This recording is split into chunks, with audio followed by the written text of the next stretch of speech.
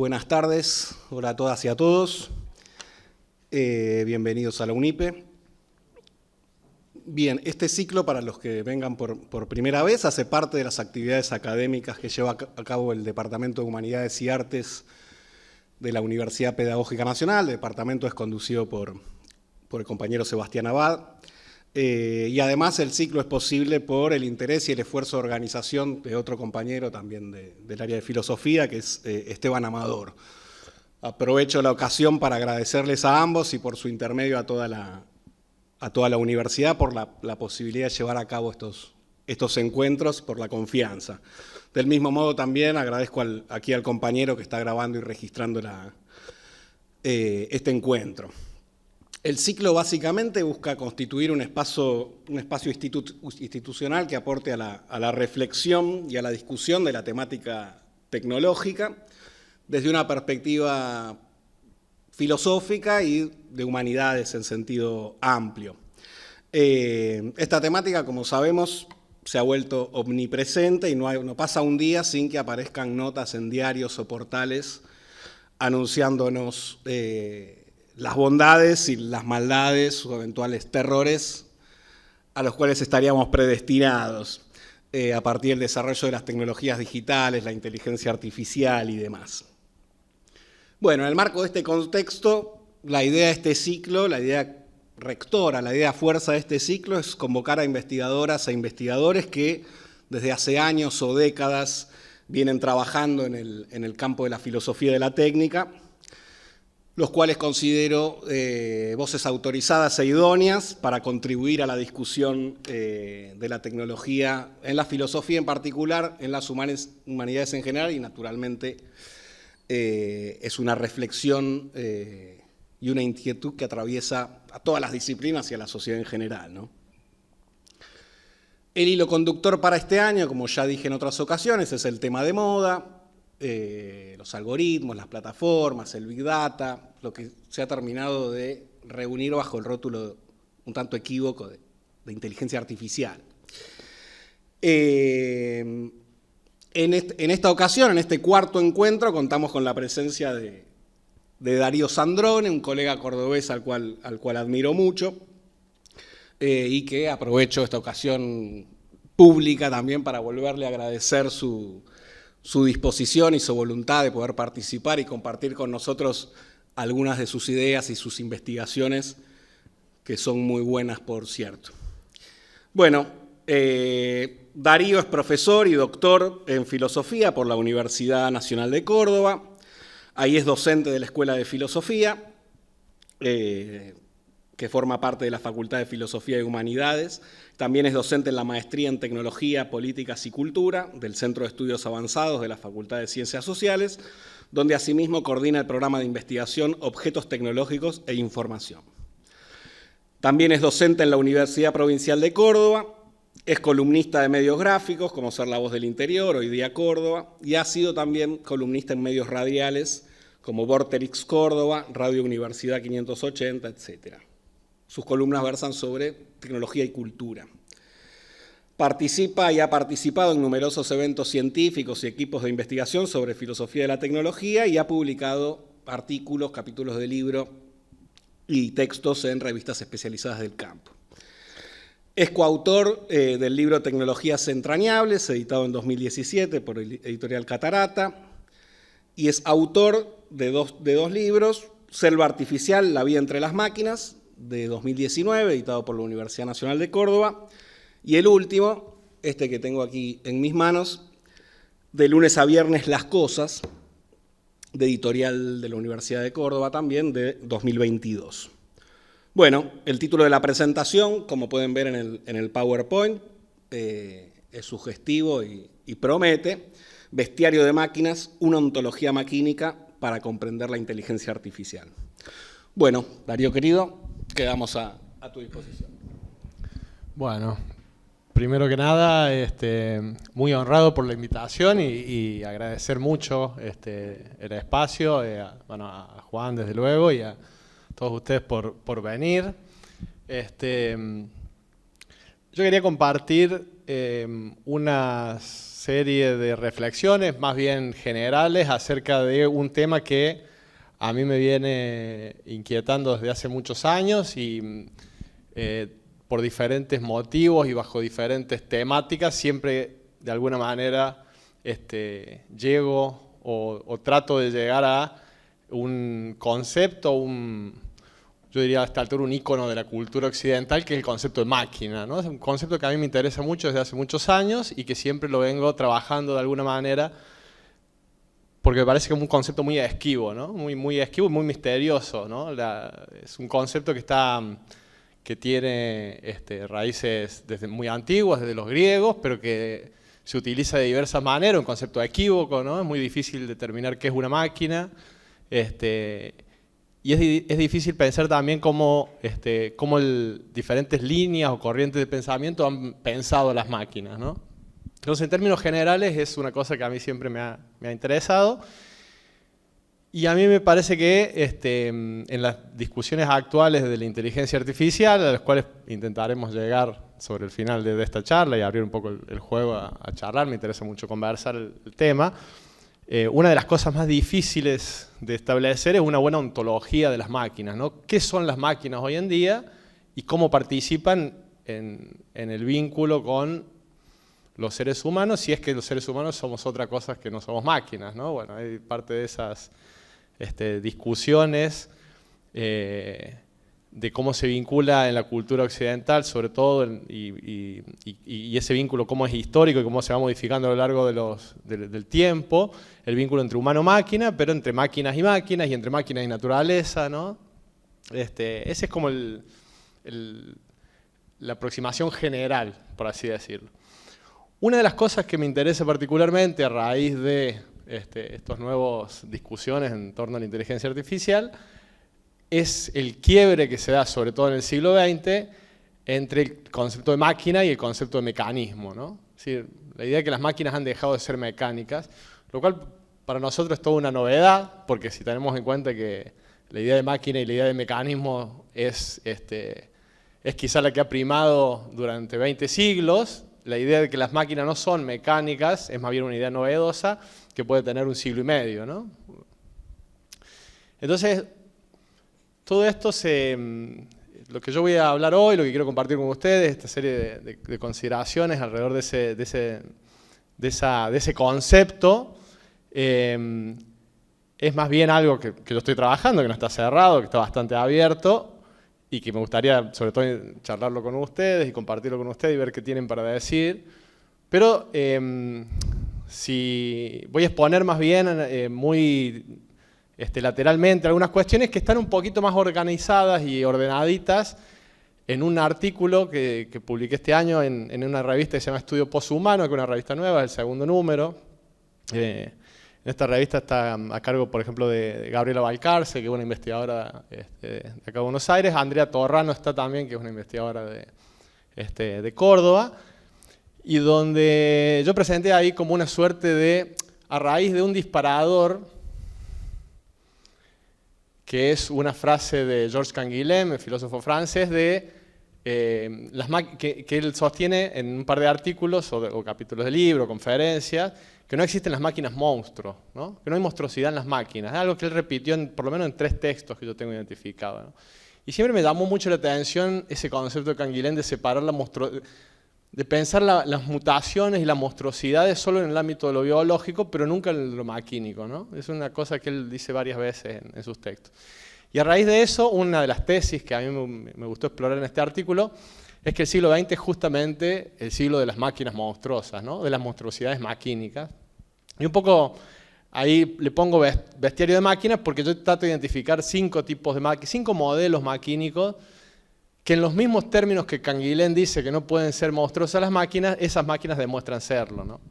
Bueno, quizá en la exposición de hoy no pueda ser tan ordenadito como está todo después en el artículo, que tampoco no es muy ordenadito, que digamos, pero podrían ver un poco más con precisión las referencias o los argumentos si quisieran, después ahí.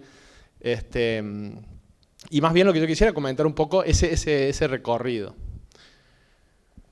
Me gusta siempre arrancar con esta frase de de un libro muy conocido de Schultz, que es Maquinismo y Filosofía, donde él cita a Plutarco, que a su vez Plutarco cuenta cuando Platón se enteró que Arquitas y Eudoxio resolvieron algunos problemas geométricos con aparatos mecánicos y se enojó mucho Platón, ¿no? Entonces Schultz cita esta consideración de Plutarco.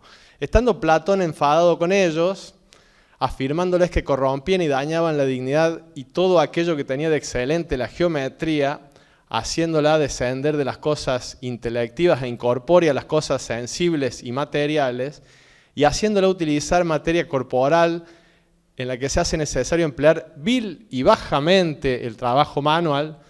De ese tiempo, digo, la mecánica o arte de los ingenieros se separó de la geometría y por haber sido despreciada por los filósofos, llegó a ser una de las artes militares. A mí particularmente me impresiona mucho el último regaño, digamos, de alguna manera de Plutarco hacia los filósofos que no se han interesado en las máquinas, ¿no? Y que por no interesarse en las máquinas, le han cedido ese espacio de reflexión, de diseño y desarrollo de las máquinas a las artes militares, ¿no? Pero además aparece acá una manera de pensar el conocimiento clásica que tiene que ver con que el trabajo intelectual no es un trabajo, más bien es parte de la contemplación. Porque si fuese un trabajo, como después se considerará más en la modernidad, tiene ciertas reglas, y si tiene ciertas reglas, tiene cierta técnica, y si tiene cierta técnica se puede automatizar, mecanizar, poner máquinas a hacerlos, ¿no? No es el caso en que uno tiene considerado, por lo menos en términos generales, la manera en que Platón sobre todo consideraba el conocimiento, y entonces hay una especie de tensión entre máquinas y saber que se mantiene hasta el día de hoy cuando aparecen diferentes artificios de la inteligencia artificial y aparece una tensión con el conocimiento, ¿no? Lo que es el verdadero conocimiento y el conocimiento obtenido a partir de la inteligencia artificial. Esa clase de continuidades me interesan a mí en la historia, ¿no? De las tensiones entre las máquinas y diferentes aspectos de lo que podríamos llamar el pensamiento o el conocimiento. Y me interesa además esto es una de las tesis que yo propongo, digamos, para charlarla. Me parece que puede ser una tesis muy trivial, pero que es que no se puede pensar inteligencia artificial sin pensar máquinas, ¿no? Muy difícil pensar la inteligencia artificial si no es la delegación de ciertas operaciones mentales atribuidas al ser humano en principio, en alguna especie de automatización externa que puede ser más o menos automática. Uno puede pensar desde los cálculos con piedras que se pasaban de una vasija a otra, o los ábacos, pero son en principio sistemas mecánicos, maquínicos, ya podríamos discutir un poco eso, pero que la delegación de ciertas operaciones mentales en algo, ese algo tradicionalmente han sido máquinas, ¿no? Cuesta pensar inteligencia artificial, ya no piensan máquinas, ¿no? Incluso algo que a mí, que es un buen argumento histórico, es que si uno toma a Leibniz, por ejemplo, como uno de los padres de la inteligencia artificial o de la cibernética, como dice Norbert Wiener, también se dedicaba a fabricar máquinas, ¿no? Máquinas físicas, ¿no? O el mismo Pascal y la Pascalina, o el mismo Babbage y la máquina analítica, o el mismo Turing y las máquinas de Turing, digamos, es decir, como los padres de alguna manera teóricos de la inteligencia artificial también han sido fabricantes y diseñadores de máquinas, ¿no? Lo cual es un buen argumento histórico para abonar un poco la idea de que la reflexión sobre las máquinas, la reflexión sobre la inteligencia artificial son muy íntimas, ¿no? Y uno podría decir que casi son la misma cosa, ¿no? O una manera de encarar la cuestión sería pensar que la reflexión de la inteligencia artificial en última instancia son reflexión sobre lo que pueden hacer las máquinas y lo que pueden hacer de alguna manera imitando los saberes humanos o los conocimientos humanos, o de alguna manera ganando cierta singularidad y haciendo algo diferente a lo que hace el ser humano, pero que también podríamos llamar inteligencia.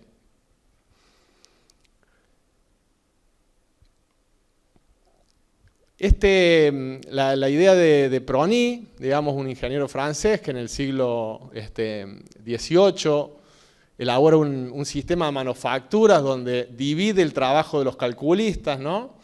y pone arma con una pirámide, y donde pone a 2 o 3 matemáticos expertos en la cima, que sería la parte azul, unos traductores, 8 o 9 matemáticos traductores que pasan esos teoremas más abstractos a operaciones que sean sumar y restar solamente, y en la base de la pirámide 80, 90 calculistas que no tienen conocimiento de matemáticas, sino simplemente realizan sumas y restas sin saber bien qué están haciendo, pero que de alguna manera realizan los cálculos, ¿no? Que hay que hacer para la navegación de los barcos, astronomía, ¿no?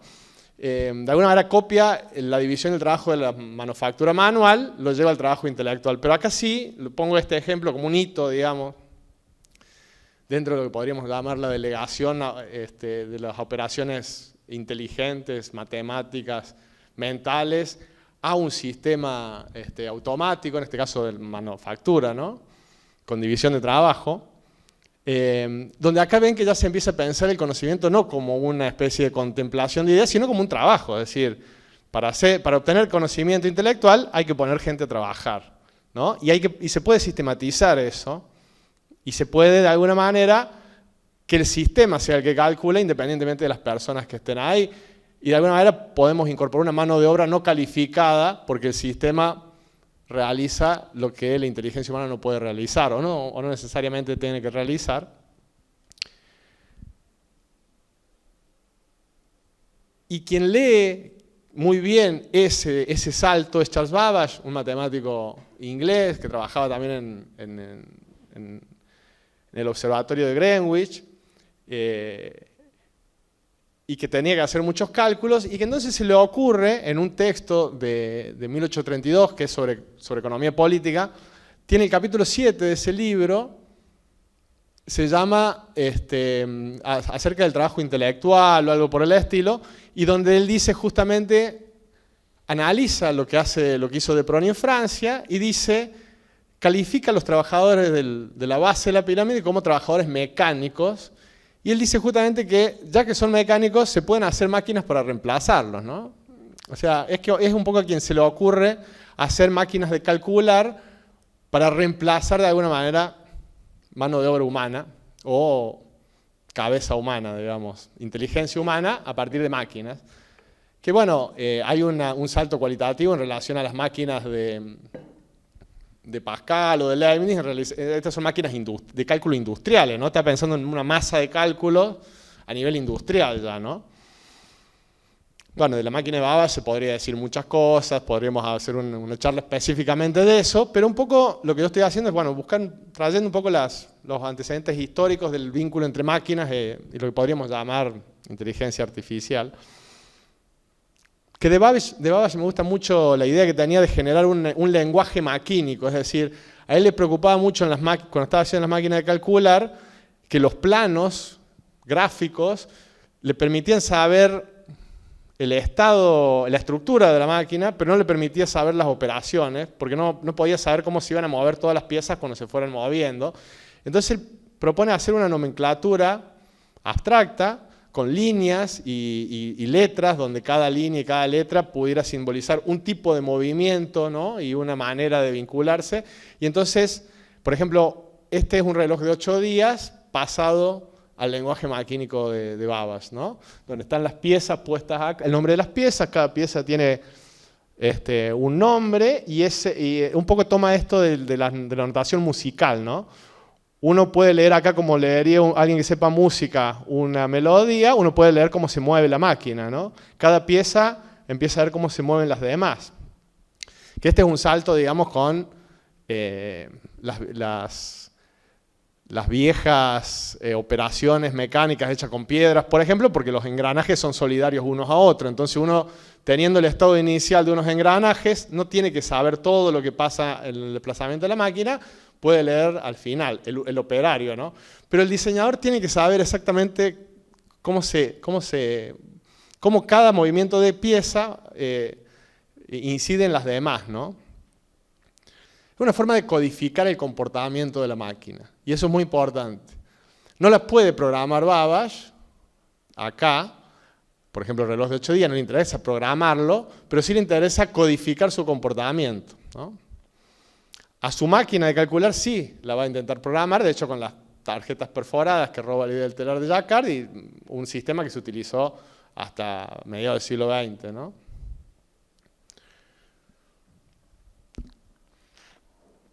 Hago un parate más en esta parte histórica que tiene que ver con este señor que es Franz Reuleaux, un mecánico ingeniero, es un poco el padre de la ingeniería mecánica.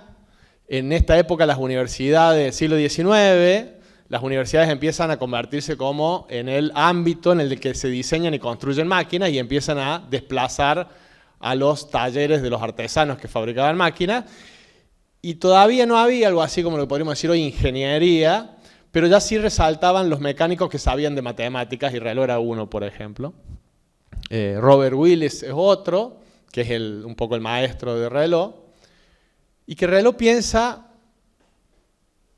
la ciencia de los mecanismos puros. Piensa, y esto es importante porque es quien empieza a pensar que toda máquina, pasada, presente y futura, no es más que una combinación de mecanismos, y que esos mecanismos son finitos. Entonces elabora una especie de tabla periódica, ¿no? Como en la química se elabora la tabla periódica, elabora una tabla periódica de mecanismos, llega a establecer 180 mecanismos, y entonces piensa que la máquina define máquina como una cadena cinemática cerrada, de pares que siempre funciona con pares de elementos que forman un mecanismo. Todo mecanismo tiene que ser al menos 2 pares de elementos, y esos mecanismos se vinculan de alguna manera con otro, y la manera de vincularse, ese arte combinatorio, produce tal máquina o produce tal otra, ¿no? Entonces, de alguna manera, uno puede descomponer analíticamente una máquina en sus mecanismos puros, ¿no? Claros y distintos, un método cartesiano, digamos, y para diseñar una máquina es el trabajo inverso, el trabajo sintético, sintetizar mecanismos para producir una máquina que produzca algún tipo de trabajo. Y entonces él formula su libro, creo que es de 1876, donde formula la ciencia de la cinemática, que es una investigación, ¿no?, del contenido cinemático de las máquinas. Es decir, vos querés saber, te traen una máquina, vos podés descomponerla, y eso es una ciencia, donde se utiliza, por ejemplo, topología. Una de las primeras veces que se empieza a desarrollar la topología para pensar máquinas, ¿no? Es decir, las formas, y las formas y cómo se vinculan con los movimientos. No ha sido muy reconocido Reuleaux, porque claro, la termodinámica automáticamente empieza como a absorber de alguna manera el interés de las teorías de las máquinas y no los mecanismos y sus movimientos, ¿no? Lo que le interesaba a la cinemática no era las máquinas energéticas, termodinámicas, sino más bien cómo analizar los movimientos de los mecanismos para producir un trabajo. Y entonces quedó medio relegado. Y además tiene una definición de mecanismo que a mí me interesa rescatarla, porque justamente quizás sea el quiebre con las máquinas no mecánicas, donde define mecanismo por lo negativo, ¿no? Es decir, impedidos todos los diversos movimientos que no sean deseados en el mecanismo. Un mecanismo es algo que impide y prohíbe todo tipo de movimientos menos uno, que es el que quiere el diseñador, ¿no? Y entonces la gracia está en combinar esos mecanismos y que impidan muchos movimientos, salvo uno, que de alguna manera se ensambla con otro movimiento de otro mecanismo, con otro, y una máquina más bien vendría a ser esa combinación de mecanismos, pero los mecanismos no son creativos y productores, sino más bien prohibitivos del desorden, ¿no? Una máquina, en cierta forma, es una combinación de mecanismos que impiden que pase cualquier cosa, ¿no? Que simplemente tienen un fin, y ese fin está dado por cómo los mecanismos prohíben diferentes tipos de movimientos. Ya lo vamos a traer de vuelta a Reuleaux a colación, pero un poco siglo XIX, uno podría decir que todo este abanico de máquinas, que podríamos traer otro, esto no es exhaustivo ni mucho menos, ¿no? Son unos hitos que yo he seleccionado al azar, quizás porque son los que más me gustan. Uno podría decir, bueno, una de las tesis posthumanistas en relación a las máquinas tiene que ver con que lo que caracteriza a nuestra era es el continuum máquina-humano, ¿no? Es decir, no habría algo así como máquinas y humanos usando máquinas, deja de ser un instrumento, digamos, y pasa a concebirse como una parte constitutiva de nuestra existencia, ¿no?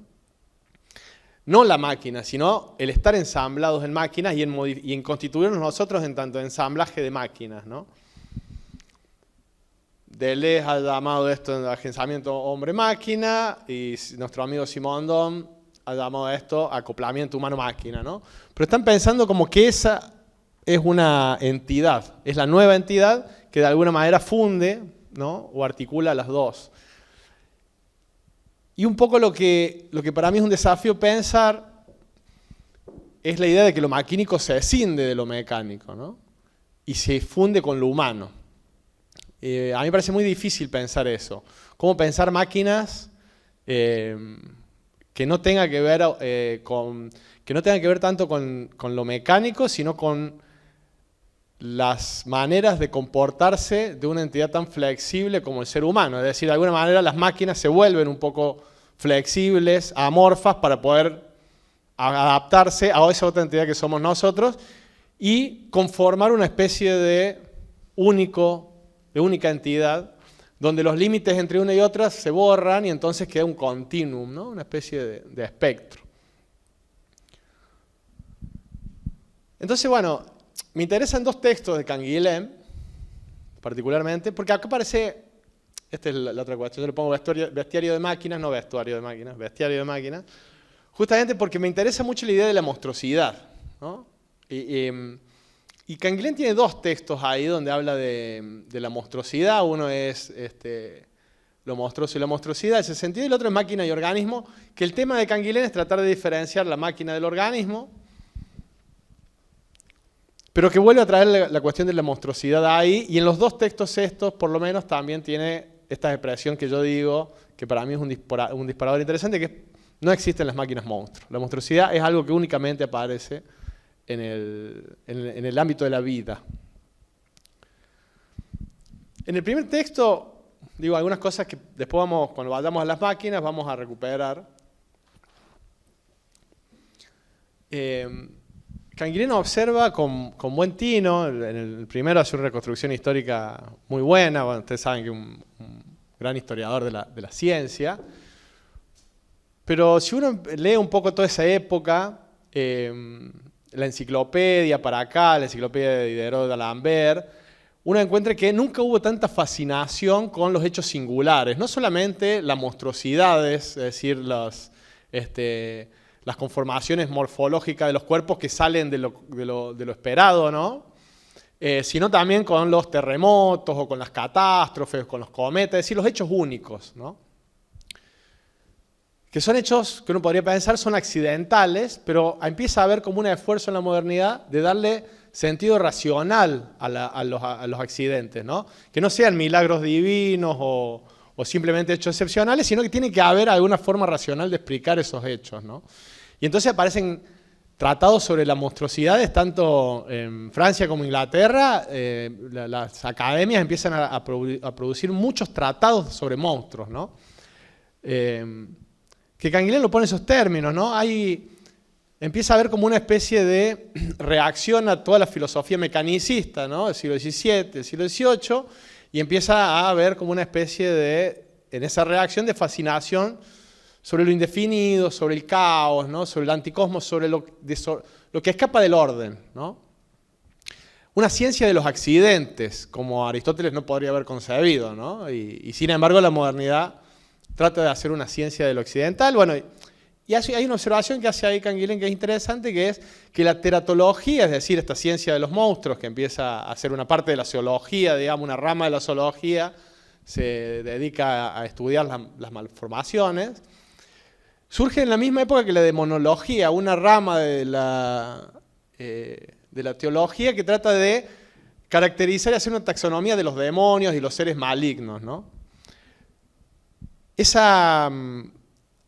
Ahí en el texto de Monstruosidad y lo monstruoso, Canguilhem muestra muy bien cómo al principio, él dice, estas dos ramas están muy influidas una por la otra, es decir, se considera también a las monstruosidades biológicas como parte o como muy cercana a un imaginario religioso, ¿no?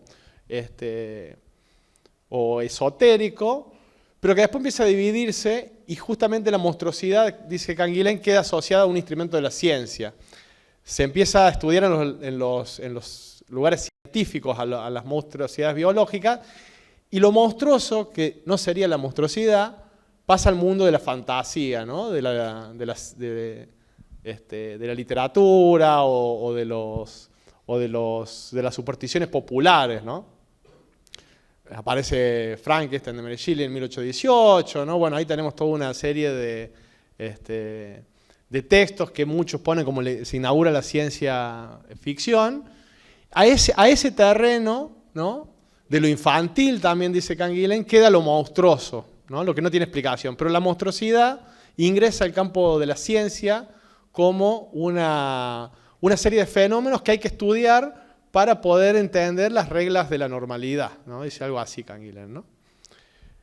E incluso, ya en el siglo XVIII y entrando en el XIX, dice Canguilhem, aparece incluso la teratogénesis, es decir, los científicos empiezan a jactarse de poder hacer monstruos en el laboratorio, ¿no? No solamente los hace la naturaleza y los estudiamos, o se hacen azarosamente y los estudiamos, sino que podremos hacerlos. Bueno. Y da algunas definiciones de lo que es un monstruo, Canguilhem. Un orden distinto al orden más probable, ¿no? Y acá hace una diferencia entre la muerte y la monstruosidad,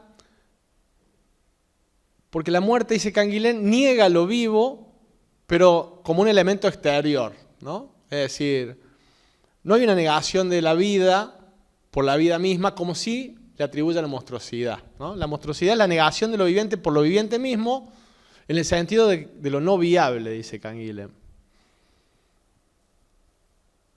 Un monstruo o una malformación no necesariamente no es algo vivo, pero sí hay una negación de lo viviente, dice Canguilhem, en una idea que es más bien por algún factor que no es ajeno al orden de lo viviente, sino más bien es un accidente de lo viviente, ¿no?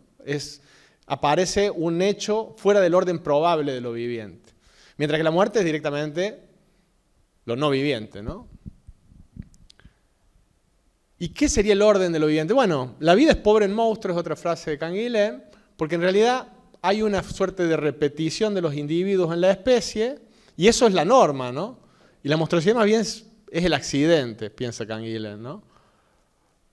Que a veces tiene incluso, desde la antigüedad, tiene componentes éticos, ¿no? Y esto es lo que un poco trata él de ver cómo eso se va modificando.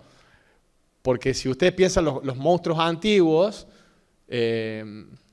más bien se les suele atribuir a cierta licencia de los animales, ¿no? Los híbridos, por ejemplo, por violar el principio de la endogamia, ¿no? Por tener de alguna manera reproducirse entre especies, y ahí se producen ciertas hibridaciones o ciertas monstruosidades, casi como una carga moral hacia no respetar algún principio del orden de lo viviente, que es el mantenerse, digamos, al interior de las especies, ¿no? Todo esto no es algo que Canguilhem suscriba, sino que más bien trata de hacer una reconstrucción histórica de cómo se lo ha ido pensando a esto a lo largo del tiempo. Y sí dice que esto se modifica un poco en la época de Darwin, donde más bien el orden se desvanece frente a la fecundidad. Esta idea de que a partir de Darwin lo monstruoso es visto ya no como una especie de accidente de la vida, sino como la vida misma. Las mutaciones, ¿no? Las mutaciones en las especies son azarosas y forman nuevas especies, y la vida funciona en base a las mutaciones y a las rupturas de los órdenes de las especies, ¿no? Si no, no hay nuevas especies, si no, no hay vida, ¿no? Y eso es fecundo, y eso es positivo. O sea, la monstruosidad, ahí dice Canguilhem, empieza a verse como algo positivo. Se producen nuevas variantes de la vida, y no es algo negativo, ¿no? No es un límite de la vida, sino la condición misma del proceso de la vida.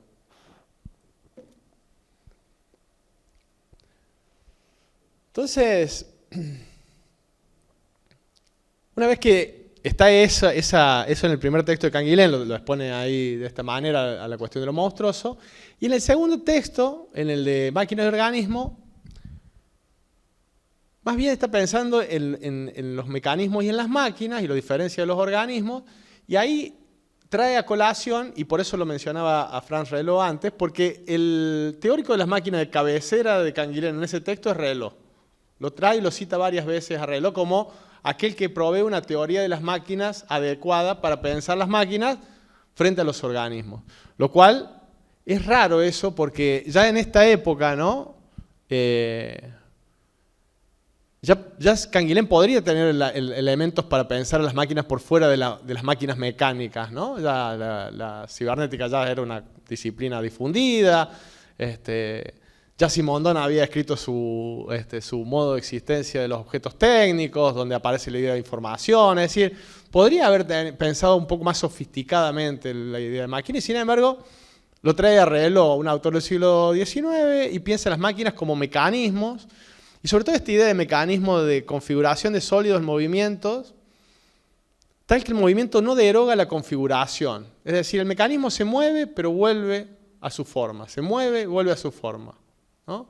Esta idea de lo cíclico y sobre todo que lo que no tendría el organismo, digamos, es esa capacidad a volverse, o lo viviente, es ese límite que tiene que volver siempre a su configuración inicial. O define la máquina mecánica como un ensamblaje de partes deformables con restauración periódica. Otra vez la idea de restauración, ¿no? De las mismas relaciones entre partes, ¿no? Un reloj puede hacer todo lo que quiera, pero siempre vuelve a su configuración inicial. Sus partes siempre vuelven a la manera en que estaban inicialmente. Obviamente, si tenemos esa idea de máquina, es muy fácil decir que no hay máquinas monstruos, ¿no? Porque no hay posibilidad de evolución de las máquinas, o las máquinas no son vistas como entidades que pueden evolucionar a lo largo del tiempo y entonces en esa evolución tener mutaciones o accidentes en ese proceso, ¿no? Y sobre todo porque esta definición de Canguilhem me parece muy ilustrativa de su concepto, de su concepción de las máquinas. Si el funcionamiento de una máquina se explica por las relaciones de pura causalidad, o sea, la máquina es una entidad que tiene ciertas relaciones entre sus partes y esas partes son causales. Esta pieza mueve esta pieza mueve esta pieza, ¿no? La construcción de una máquina no se comprende sin la finalidad del hombre. Una máquina es hecha por el hombre, para el hombre, en vista de algunos fines obtenibles bajo esa forma de efectos a producir. ¿Por qué para el hombre y por el hombre? Eso es irracional, dice Canguilhem. No sabemos, los hombres hacen máquinas, pero es un rasgo antropológico, un rasgo de la especie. Lo que sí sabemos es que una vez que hace máquinas solo los puede hacer de alguna manera racional, ¿no? Es decir, en la máquina se plasma ciertos elementos de la lógica humana de su pensamiento, ¿no? Causal sobre todo. La máquina es racional, pero su origen no. Su origen no lo sabemos, ¿no?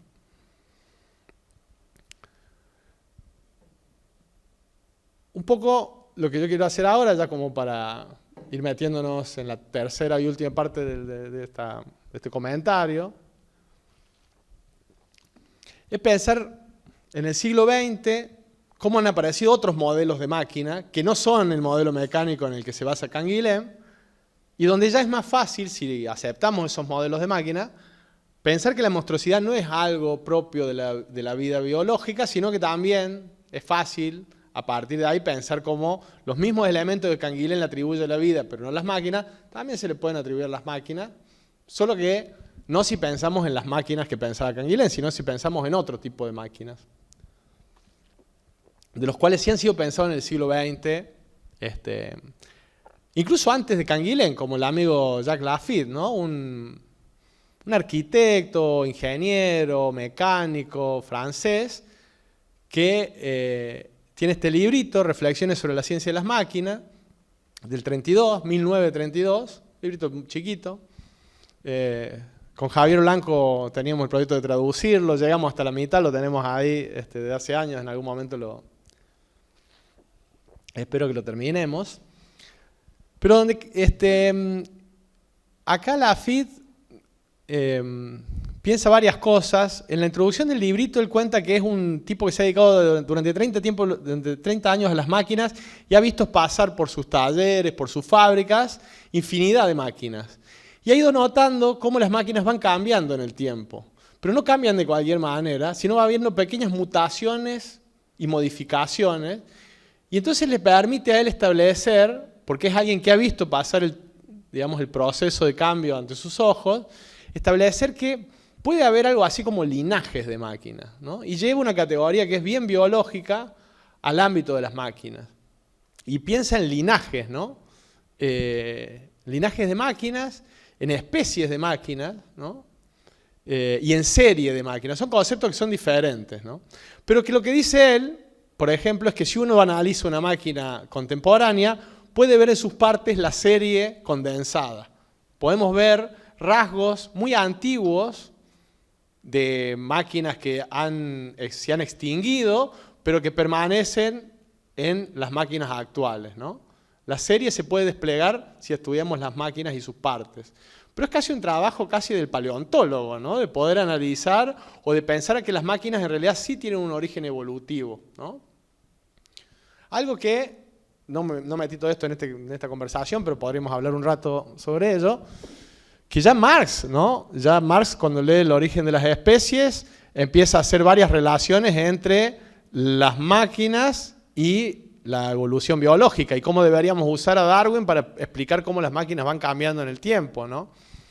Eso parece que Lafitte acá lo trata de sistematizar en una suerte de ciencia, ¿no? Y sobre todo él plantea que hay máquinas automáticas, máquinas fijas y máquinas reflexivas. Categoriza 3 tipos de máquinas, ¿no? Y de las reflexivas, todo esto antes de la cibernética, da esta definición, ¿no? Gozan de una remarcable propiedad de ver modificarse su funcionamiento según las indicaciones o los informes, puede traducirse eso, que perciben de las variaciones determinadas en alguno de sus vínculos con el entorno, ¿no? Hay algunas máquinas, dice Lafitte, que se comportan de determinada manera, pero que modifican su funcionamiento, es decir, las relaciones entre sus partes, según las contingencias que puedan leer del entorno. Lo cual eso ya empieza a contradecir la idea de mecanismo que, por ejemplo, exponía Canguilhem, donde ya no habría una vuelta al funcionamiento original, sino que estas máquinas pueden modificarse y no volver más al funcionamiento original, sino más bien quedarse funcionando ligado a la contingencia que detectaron en el entorno o en sí mismas, ¿no? Bueno, pone algunos ejemplos como el torpedo automático, ¿no? El motor que modifica su régimen siguiendo las percepciones de su regulador, ¿no? Las máquinas con el regulador centrífugo de Watt, que podía leerse cuando se aceleraba mucho, entonces podía regular su funcionamiento. O sea, una máquina leyéndose a sí misma, ¿no? Algo que no puede imaginar Canguilhem, o por lo menos llama la atención que no lo puede imaginar ahí en esos textos, ¿no?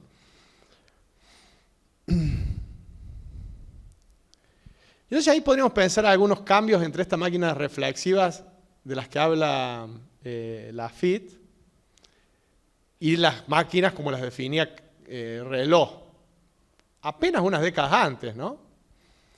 Porque claro, ya no se haría una cadena cinemática cerrada, como pensaba Reloj, ¿no? Sino que hay funciones cíclicas irregulares. O sea, los ciclos no necesariamente tienen que ser regulares, sino modificables por el hombre y por ellas mismas. Es decir, las mismas máquinas pueden modificar, según Lafitte, los ciclos, este tipo de máquinas muy puntuales, que existen.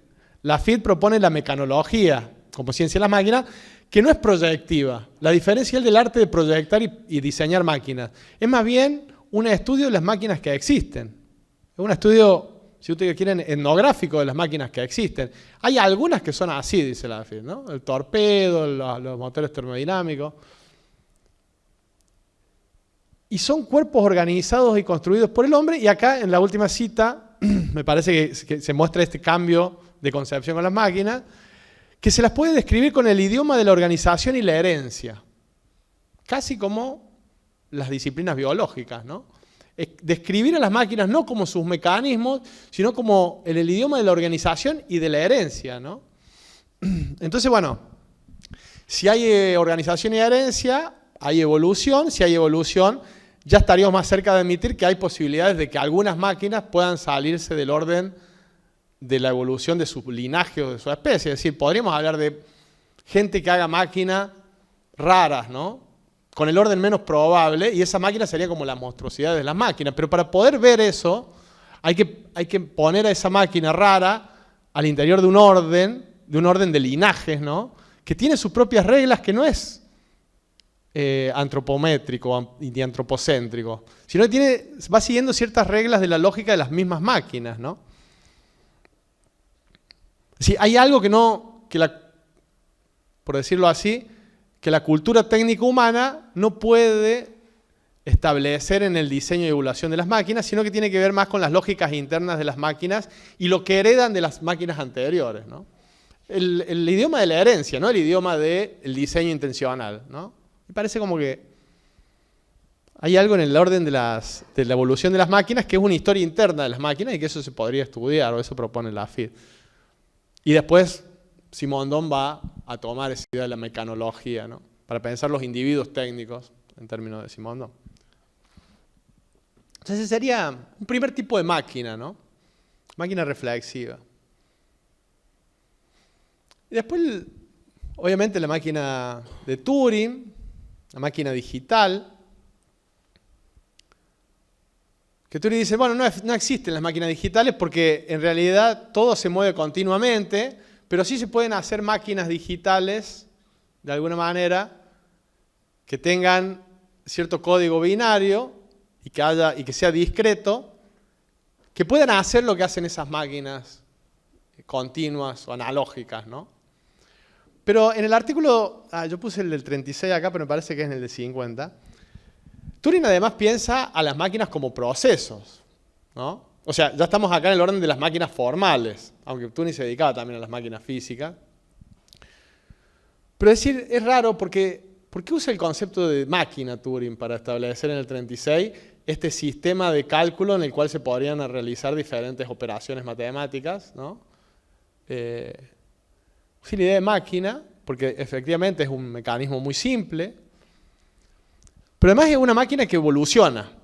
Por eso usa el concepto de máquina niño, ¿no? Turing dice, hay dos caminos para hacer inteligencia artificial de alguna manera. Una es hacer, en un sentido antropomórfico, como lo pensaba Turing, de que trataba de pensar de hacer máquinas que se comporten inteligentemente, a los cuales le asignaríamos inteligencia, de la misma manera que se lo asignamos a un ser humano. Una es diseñar una máquina que ya tenga el comportamiento inteligente humano, y otro sería hacer una máquina que en principio fuese torpe, pero que fuera aprendiendo de alguna manera los comportamientos humanos, aprendiéndolos y haciéndolos propios. Y entonces la máquina se concibe ya ahí como un ser que evoluciona, ¿no? Podríamos decir ontogénicamente, decir, es máquina niño y se hace adulto, pero también filogenéticamente, ¿no? Es decir, las próximas generaciones de máquinas pueden ir aprendiendo, incorporando lo que aprendieron las anteriores. Y esta es una cita textual de ese texto, donde Turing dice es equivalente la estructura de la máquina niño, de la máquina infantil, al material hereditario, ¿no? Los cambios en la máquina infantil son mutaciones, usa esa palabra. Y la selección natural sería el juicio del experimentador. O sea, acá ya las máquinas empiezan a ser como seres que van evolucionando, incluso azarosamente, y tiene que haber un experimentador que selecciona ciertos devenires de esa máquina que son más convenientes o que son correctos, ¿no? Y dejando de lado todas las mutaciones que no sirven, ¿no? O que no aportan a los objetivos del diseñador, del experimentador, ¿no? Pero ya Turing tiene un lenguaje totalmente evolutivo para pensar las máquinas, ¿no? Por eso me parece que es una de las... No me parece a mí. Por eso es una de las bases de las teorías de las máquinas para pensar las actuales máquinas, ¿no? Y es de esperar que este proceso sea más expeditivo que el de la evolución biológica, es decir, se va a acelerar este proceso de evolución de las máquinas porque va a ser cada vez más fácil, pero además no tiene los largos lapsos de la evolución biológica. Esta es una reflexión que hace un autor Solé que tiene un libro que se llama, no me acuerdo el nombre, sobre las monstruosidades. Pero claro, bueno, acá está el amigo Manolo Rodríguez que sabe mucho de esto, pero bueno, Juan también, han estudiado mucho estos temas. Yo simplemente dejaría acá este comentario o esta observación, que es que un poco también lo que hace Turing es proponernos que se puede preguntarnos uno sobre la naturaleza del código de la vida, ¿no? Y esta pregunta, bueno, que sí es bastante un lugar común, de preguntarnos si los organismos que tenemos hoy en día o el estado actual de nuestro mundo biológico, nuestro mundo vivo, no es un accidente congelado, pero una vez que uno pueda analizar los códigos de ese mundo de la vida, no se puede crear nuevos códigos biológicos, entonces intervenir de alguna manera, programar otros devenires de los organismos, como Turing pensaba que se podía programar cualquier entidad que pueda procesar información, ¿no? Y entonces ya acá aparece muy claro esta idea del continuum humano-máquina o organismo-máquina. Ya no hay dos cuestiones esenciales, hay una es el organismo y otras son las máquinas, tienen maneras de existir diferentes, sino que más bien puede haber una base común, entonces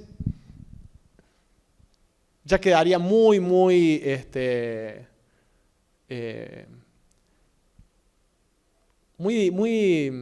descolgado esta idea de Canguilhem de que el mundo de la vida es susceptible de ciertos fenómenos que el mundo de las máquinas no, ¿no?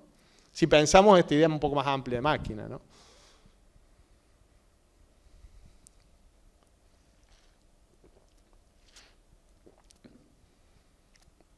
En el 50-48 aparece la cibernética, el amigo Norbert Wiener, con una máquina. Que en el libro Cibernética y Sociedad, que es posterior al libro de cibernética,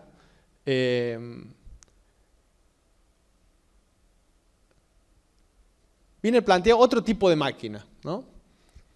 Que son justamente máquinas que tienen cierto otro tipo de máquina, pero más o menos, si lo pensamos bien, está en el mismo tono que las máquinas de Lafitte reflexivas. Pasa que Lafitte es del 32, el libro de Wiener de la cibernética del 48, es decir, Lafitte es previo a... No tenía todo el lenguaje de la cibernética todavía Lafitte. Pero sí piensa en estas máquinas Wiener que tienen un intercambio con el medio, ¿no? Poseen órganos sensoriales, algo que es fundamental para entender las máquinas de nuestra era, digamos, que es la capacidad de tener sensores, órganos, ser sensibles al entorno, ¿no? Y tener sensores de diferentes tipos. Y recibir mecanismos de recepción de mensajes que provienen del exterior. Acá la idea de cadena cerrada, cinemática cerrada de reloj ya no nos sirve para nada, ¿no? Es decir, Wiener está pensando en máquinas abiertas, no cadenas cinemáticas cerradas, ¿no? Máquinas abiertas. Y que estas máquinas no solamente, los mensajes de dónde los pueden, de qué órdenes, ¿no? De qué órdenes del entorno se pueden recibir mensajes. Y un poco de todo, pueden ser máquinas que reciben mensajes de otras máquinas que reciben mensajes del ambiente, máquinas que reciben mensajes de la geografía, máquinas que reciben mensajes del sistema nervioso humano o del organismo humano, o máquinas que reciben mensajes de los comportamientos sociales, los mercados, lo que ustedes quieran, no sé. O sea, la máquina deja de ser una entidad mecánica diferente de los otros órdenes y medio que acá sí se transforma la máquina en una suerte de ser abstracto que puede amoldarse a cualquiera de todos estos órdenes, ¿no? Tecnológicos, climáticos, geográficos, vitales, sociales. Acá incluso podemos pensar después en la cuestión de las interfaces, de las máquinas con todos estos órdenes, ¿no?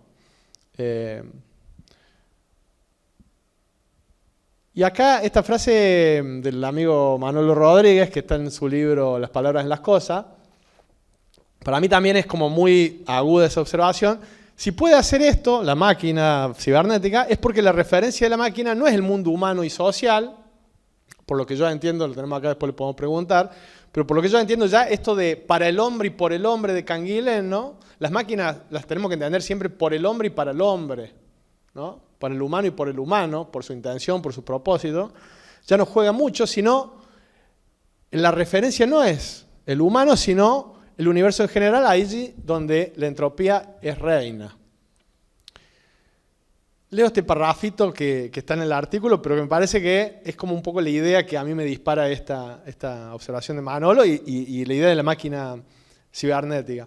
La mecanicidad de la máquina ya no garantiza el orden, subsidiario, por otra parte, de una finalidad fijada previamente por el diseñador.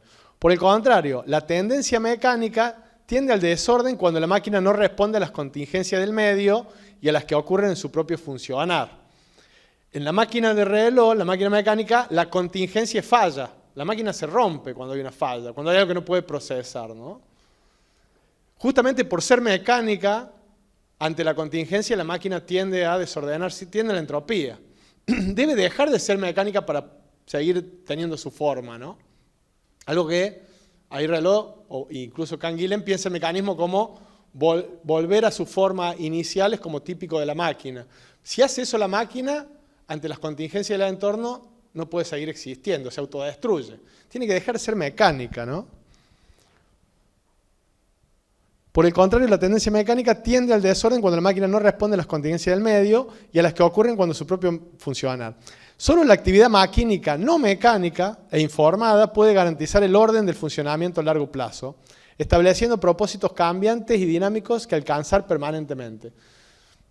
Y acá aparece otra cosa que parece como entrar en tensión o directamente en contradicción con la idea de la máquina que sigue propósitos. Esto es una introducción de Marcelo Pachmann a un libro que se llama La semilla de la cibernética de von Forster, donde Pachmann hace un análisis de qué tendrían las máquinas cibernéticas como características. Y una es que efectivamente la máquina cibernética adquiere, al tener que seguir, adaptarse a las contingencias de su entorno y de sí misma, adquiere ciertos fines que el diseñador de la misma máquina no conoce. Es la máquina la que los va descubriendo en su funcionar. Y esos fines que el diseñador no conoce es a donde la máquina tiene que llegar, corrigiendo su comportamiento en relación a ese propósito, corrigiendo para achicarlo cada vez más la diferencia entre cómo funciona efectivamente la máquina y cómo debería funcionar. Y es como que desde el futuro, la finalidad que descubre la máquina desde el futuro va organizando su funcionamiento, ¿no? La máquina adquiere sus propios fines, las cuales operan desde el futuro. La máquina va hacia algo que tiene, hacia cierta estabilidad que tiene que lograr, pero que no se sabe cómo, ¿no? Como una causalidad final dinámica que se da a sí misma y que actúa desde dentro. A mí me gusta esa imagen desde dentro de la máquina, ¿no? Actuando para estabilizarse.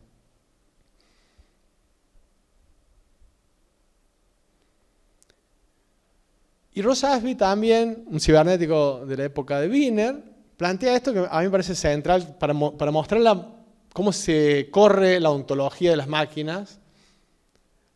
Arranca la introducción a la cibernética Ashby diciendo: muchos libros han llegado al título de teoría de las máquinas, pero generalmente contienen información sobre cosas mecánicas, sobre palancas y ruedas dentadas. O sea, eso no son máquinas, ¿no? Son cosas mecánicas. La cibernética también es una teoría de las máquinas, pero trata no de cosas, sino de modos de comportarse. Y le preocupa mucho menos si la variable es la posición en un punto de una rueda, o un potencial en un circuito, o, no sé, cómo refracta luz una piedra, o cómo actúa una persona cuando compra algo. No importa la entidad, lo que importa es cómo se comporta, y todo en el universo tiene comportamiento. Y un poco la máquina es todo aquello que tenga comportamiento, ¿no? Y tener una teoría de las máquinas es poder intervenir y entonces poder articular variables, ¿no? Acá lo que importa son las relaciones formales en las cuales diferentes entidades pueden relacionarse sistemáticamente, ¿no? En un sistema. Eso es lo más importante que la materialidad misma de las máquinas, ¿no? O sea, hay una teoría de las máquinas de corte formal, matemático y conductista, ¿no? No importa cómo es la entidad que se comporta, lo que importa son los comportamientos, los variables de ese comportamiento y cómo los podemos relacionar, ¿no? Uno podría pensar que eso es lo que hace hoy en día la inteligencia artificial. Registra comportamientos de diferentes entidades y las relaciona de alguna manera estadísticamente y mostrando cómo esos comportamientos pueden ser en el futuro incluso, ¿no? O mezclando cosas, ¿no? Combinando diferentes variables, ¿no? Como las de una campera inflable y el Papa, combinamos esa variable y obtenemos algo, ¿no? Eso es la idea de máquina un poco de la cibernética, ¿no? No importa si el Papa, la campera, una piedra, una máquina. De hecho, hacer máquinas en la cibernética es relacionar máquinas con comportamiento humano, máquinas con mercados, digamos, no importa. Lo importante son el comportamiento. Traigo hay un texto que a mí me gusta mucho de von Kleist, que es muy famoso, que se llama sobre el teatro de las marionetas. Es muy corto, son 5 paginitas, donde un viejo profesor de teatro se encuentra con un joven y empiezan a discutir si las marionetas pueden bailar con más gracia que los seres humanos. Y el sabio le dice justamente que la gracia se dará presente en su mayor pureza en el marco humano, que bien no posea conciencia o bien tenga una gran cantidad de ella. Es decir, o bien una marioneta o bien un dios. La idea acá es que las marionetas pueden bailar mejor que el ser humano porque no tienen conciencia. Y entonces no tienen que estar pensando en cosas que los seres conscientes están pensando cuando están bailando, ¿no?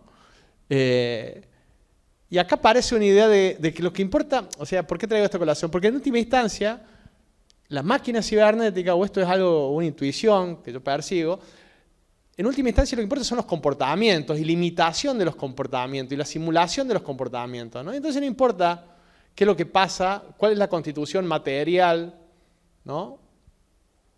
O intelectual, si ustedes quieren, consciente de las diferentes entidades, sino más bien cómo se comportan, ¿no? Y una máquina incluso puede comportarse de una manera, o uno podría pensar que la utopía de la cibernética es máquinas que se puedan comportar como los seres humanos, mejor que los seres humanos porque justamente no son conscientes. Quedan 2 máquinas nomás, 2 tipos de máquinas, digo, en este bestiario. Porque claro, muchas críticas a la cibernética vienen de la idea esta de máquinas que finalmente logran una estabilización o una homeostasis, ¿no? En política o en teoría política, bueno, el texto de Tikkun muy famoso es justamente eso, ¿no? La tesis cibernética es una técnica de gobierno para, de alguna manera, evitar las revueltas, las revoluciones, ¿no? Las monstruosidades sociales, ¿no? O sea, fenómenos que salgan del orden más probable. Pero claro, lo que se suele llamar o la segunda cibernética o la segunda fase de la cibernética, ya con Maturana Varela, ya no piensan tanto en máquinas que logren estabilizarse, sino justamente el modelo de máquinas que proponen ellos, máquinas autopoiéticas, que puedan generar procesos para estabilizar las interacciones entre sus elementos. O sea, esa sería la máquina homeostática, pero lo que ellos piensan más bien es un tipo de máquina que genera nuevas interacciones, las cuales producen nuevos elementos a partir de continuas interacciones y transformaciones. Maturana y Varela todavía piensan las máquinas técnicas como alopoiéticas y más bien circunscriben las máquinas autopoiéticas al mundo de la vida, habría que pensarlo ahí, habría que revisarlo. Pero por lo menos acá la idea de máquina ya no tiene la idea de mecanismo en el centro como lo prohibitivo, ¿no? Es decir, esta idea de la máquina mecánica de que lo importante es qué es lo que prohíben los mecanismos para poder mantener la identidad de la máquina, sino que los mismos mecanismos ya no van por la negativa, sino que proponen nuevas maneras de combinarse. Es decir, son mecanismos que pueden crear nuevas estructuras y nuevos mecanismos, ¿no? Es decir, son autopoiéticos, ¿no? Se autoforman, se autoproducen. Y esta frase me parece como de ellos, ahí al final, me parece como también muy interesante. La historia de la conservación de su identidad a través de su autopoiesis continuada en el espacio físico. La idea de ontogenia, ¿no? Es decir, cómo a partir de modificarse y modificar las relaciones de sus partes y modificar los vínculos y las interacciones, siguen siendo la misma máquina, ¿no? Decía, esa lucha de cualquier organismo, de cualquier entidad, de ir modificándose y conservando al mismo tiempo la identidad, ¿no? Que parece, por lo menos para pensar una máquina mecánica, parece imposible o inconcebible, ¿no? Sin embargo, esta máquina que proponen ellos, la máquina autopoética, es una máquina que se modifica y mantiene su identidad, ¿no?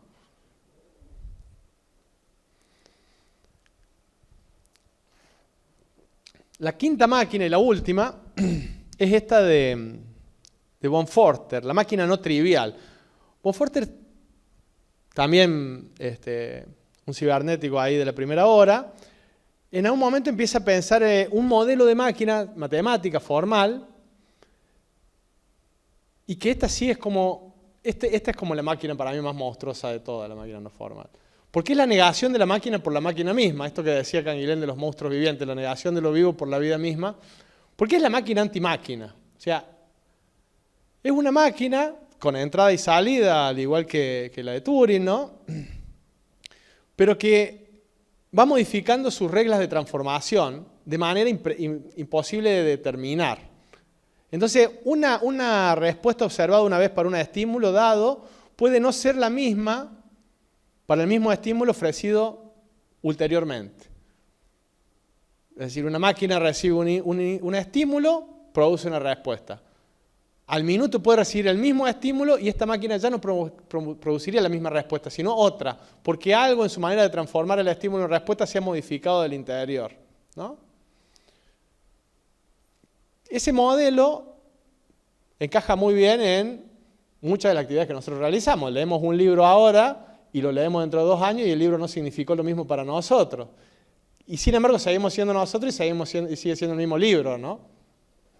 ¿Qué pasa ahí? Bueno, Bonforter cree que el modelo que eso que podríamos decir, eso no es maquínico, no es mecánico. La lectura o la interpretación o los sentidos no son mecánicos. Sin embargo, Bonforter insiste en decir, se puede elaborar un modelo de máquina que capte o capture esos fenómenos en una actividad maquínica, obviamente no mecánica, ¿no? Pero es una máquina no máquina, ¿no? Es muy rara la máquina no trivial de Bonforter. Mientras que, digamos, las máquinas que producen siempre el mismo estímulo, ante el mismo estímulo la misma respuesta, serían máquinas triviales, ¿no? Y Bonforter dice, esas son las máquinas mecánicas, máquinas triviales. Al mismo estímulo, entra la misma energía, el carbón, la temperatura, lo que sea, y el motor termodinámico hace siempre lo mismo. Cuando no lo hace, se rompe. Pero puede haber otras máquinas, o podemos pensar todos fenómenos que no sean de ese tipo, pero también con el concepto de máquina, ¿no? O sea, eso a mí me llama la atención. ¿Por qué insisten en el concepto de máquina para mostrar fenómenos que podrían no ser, que no caer bajo ese concepto de máquina, ¿no? Es como una elasticidad del concepto de máquina que permite captar fenómenos, o hay un proyecto, digamos, de la cibernética, de captar fenómenos que no necesariamente son maquínicos. Y estas máquinas se parecen mucho hoy en día a los algoritmos de las inteligencias artificiales, ¿no? De hecho, el ChatGPT, ante la misma pregunta hecha por uno y hecha por otro, responde cosas diferentes. ¿Por qué? Digamos, o sea, no se parece, son máquinas no triviales en ese aspecto, ¿no? O es una afirmación que podemos discutir. La complejidad de ese sistema es tan enorme que es imposible averiguar cómo funciona esa máquina. Está también pensando mucho en el cerebro acá. No está diciendo que la máquina de Bonforter no trata de hacer un modelo del funcionamiento del cerebro. Está diciendo que no se puede saber cómo funciona el cerebro. Porque es una máquina no trivial. Y entonces, ¿no? Ante las mismas respuestas puedo producir en diferentes contextos, ante los mismos estímulos, diferentes respuestas, ¿no? Pero sí, y acá hay todo un tema como Forte de pensar el orden, si el orden puede originarse a partir del ruido, ¿no? Entonces, más bien lo que está pensando, me parece a mí, es que la máquina, pongo acá un poco lo que esta idea, ¿no? La máquina no trivial reincorpora sus propios outputs, sus salidas, los toma para sí, por así decirlo, con cierto grado de imprevisibilidad y de manera recursiva, no para negar los valores de las contingencias del entorno, sino para producir valores propios, ¿no? La máquina puede ser, en principio, desordenada o no puede haber un desfasaje entre sus inputs y sus outputs y no siempre ser lo mismo, pero sin embargo en esa recurrencia de actividad empiezan a generarse ciertas estabilidades en el estímulo y respuesta. Ahora, esas estabilidades no se las puso ahí el diseñador, sino que la máquina lo encontró en su propio funcionamiento, ¿no? Ahora, esta es la última frase, es lo anti-máquina, porque dice, pero es imposible averiguar qué genera esas estabilidades. Es decir, previamente uno puede saber dónde la máquina va a estabilizarse y cómo va a estabilizarse, ¿no? O en qué partes, ¿no?, de la máquina se va a estabilizar. Es como un diseño abierto. Uno puede diseñar la máquina, pero no puede establecer en qué partes de la máquina va a estabilizarse ciertas respuestas, ¿no?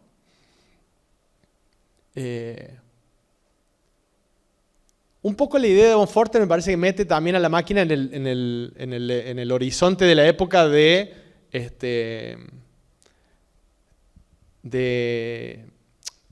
la impredecibilidad, ¿no? Es decir, la máquina puede adquirir este tono que tiene la cuántica, ¿no? En el siglo XX, esta idea de que no podemos saber finalmente,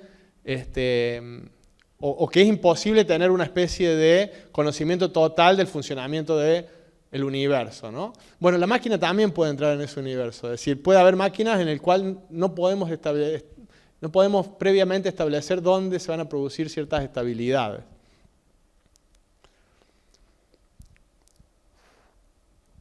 Entonces, para cerrar ya tiro algunas consideraciones finales. Me gusta esta frase de Papert que dice: la computadora es el proteo de las máquinas, su esencia es su universalidad, su poder de simular. Proteo, ustedes saben, este ser mítico de los griegos, que claro, que podía predecir el futuro, y entonces lo perseguían todos para que les dijera el futuro, y para no tener que andar diciéndole el futuro a todo el mundo que lo perseguía, se transformaba, cambiaba de forma, ¿no? Se convertía en animales, se convertía en árbol, ¿no? Proteo de las máquinas, creo que después lo agarran cuando se convierte en oveja y se va a dormir la siesta en un rebaño, y ahí lo agarran, según cuenta el mito, y lo obligan a decir el futuro. Pero esta idea de que la computadora es un poco, es una máquina que no encajaría en el modelo mecánico del siglo XIX, ¿no? Es decir, una máquina que se transforma, una máquina que muta, que tiene un montón de modificaciones. Y uno podría pensar que digamos que el siglo XX es el siglo, y hoy en día el siglo de las monstruosidades maquínicas, ¿no? Y dignas de ser analizadas. O sea, hay todo un campo de monstruosidades maquínicas que podemos ver desde la vulgata de los periódicos, ¿no? Donde un algoritmo tomó vida y se empezó a comunicar con otro algoritmo, y los diseñadores no sabían qué hacer y lo desenchufaron, ¿no? O la máquina esta del programador de Google que le dijo que tenía miedo de ser desconectada, y él le fue a decir a su jefe y lo echaron al tipo, ¿no? Si le parecen cierto ámbito de reflexión a partir de estas especies de monstruosidades maquínicas, ¿no? ¿Qué hay detrás de eso? Porque uno podría pensar esto, ¿no? La monstruosidad maquínica se convirtió en la negación de lo maquínico-mecánico por lo maquínico mismo, ¿no?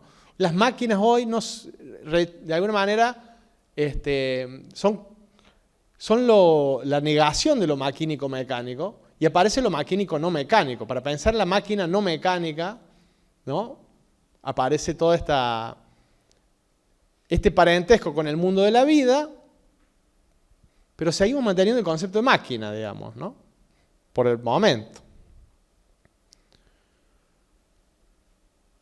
Estoy jugando un poco con la idea de Canguilhem, ¿no? Es decir, no se trata del empleo monstruoso de seres malvados o demoníacos que se apoderan de las máquinas, sino que las máquinas mismas, en base a la facultad de incorporar información del medio, pueden autoorganizarse, autodiseñarse, autodeterminar su comportamiento de forma no previsible y en ocasiones poco probable. Esto parece cada vez más normal, ¿no? Esto parece cada vez más habitual en el desarrollo de las máquinas, ¿no? Y que en el caso de la inteligencia artificial se vio claro, podemos discutirlo después, pero más allá del estatus que le demos a la carta de la pausa, ¿no?, que firmaron Elon Musk y varios más, para decir paren el desarrollo de inteligencia artificial, porque los mismos diseñadores no saben qué se está produciendo.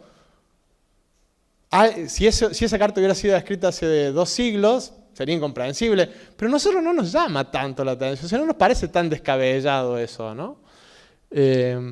Quizás porque el escenario de que las máquinas mismas hoy en día mutan, ¿no? Se hibridan, se acoplan entre sí, se acoplan a los seres humanos, se acoplan a mucho comportamiento, hay como una especie de promiscuidad maquínica, ¿no? En el cual parece más propio de lo que Canguilhem entendía, esa fascinación que tenían los modernos con la monstruosidad biológica. En nuestra era parece que está más cerca de lo maquínico, ¿no? O por lo menos lo maquínico se nos presenta así a diario, ¿no? Como un semillero de monstruos, ¿no? Y que producen el pánico, ¿no? Paremos esto porque no sabemos qué. Entre la máquina mecánica que no muere y la máquina cibernética que no nace, ¿no? Y si la maquinaria mecánica equivalía al orden de lo repetitivo, la maquinaria digital equivale a la evolución a partir de anomalías, ¿no? O sea, esta idea de que las anomalías en las grandes plataformas o algoritmos habilitan nuevas maneras o nuevas estructuras o nuevas formaciones, parece como no previsibles, ¿no? Y no lineales, con riesgos inmanentes. Eso parece cada vez más, yo diría que ya estamos viviendo en ese mundo, ¿no? Por eso con Manolo tenemos un proyecto de hace rato de hacer lo que para Simondon, que establecía la evolución de las máquinas como elementos, individuos, conjuntos, ¿no? Una pieza, una máquina, un taller, y que luego ese taller elabora nuevos elementos, que dan nuevos individuos y nuevos conjuntos. Digamos, piensa Simondon ahí como así evolucionaba las máquinas, y cuando se saturaba un nivel, por ejemplo, los conjuntos de las máquinas termodinámicas crean los primeros elementos eléctricos, que luego generan individuos eléctricos y luego conjuntos eléctricos, que cuando saturan crean los elementos electrónicos y luego los individuos, y cuando se saturan generan los digitales. Eso, ¿cómo lo pensamos hoy en día? Bueno, y un poco el proyecto nuestro es hacer DAP, ¿no? Datos, algoritmos y plataformas, pensar los datos como elementos, los algoritmos como individuos, las plataformas como conjuntos.